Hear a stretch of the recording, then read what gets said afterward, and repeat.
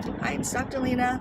Today I'm going to be talking about in Carpool OBGYN the topic of genetic testing and carrier screening. And so genetic testing is mainly testing for Down syndrome because that's the most common chromosomal abnormality. We also test for chromosomal 13 and 18 as well. And so when talking about genetic testing, it depends on your risk factors. We divide it basically in high risk versus low risk patients. High risk patients are patients who are considered advanced maternal age, over the age of 35, prior Down syndrome history, abnormal ultrasound, or an abnormal genetic testing before, like the state screening.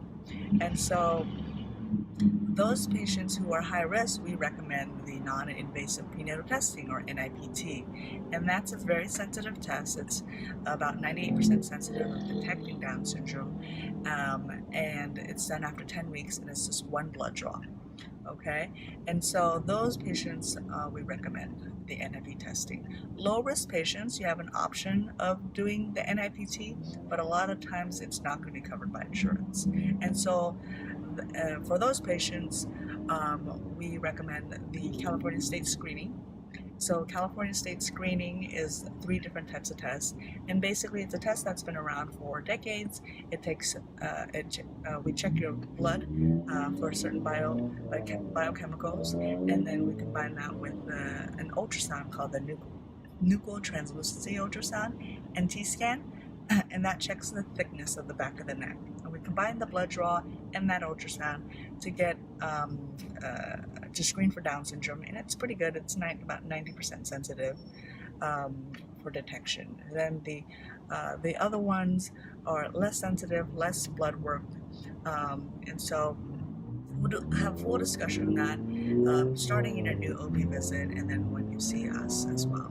Okay, and so those are the options for Down syndrome screening. And it is a screening, meaning that if you do test positive, doesn't mean that baby has Down syndrome. It's just we would have to do further diagnostic testing, which is what people think of as the amniocentesis or the choriovilli sampling, and so that would which are invasive tests, and so that would be the full diagnosis.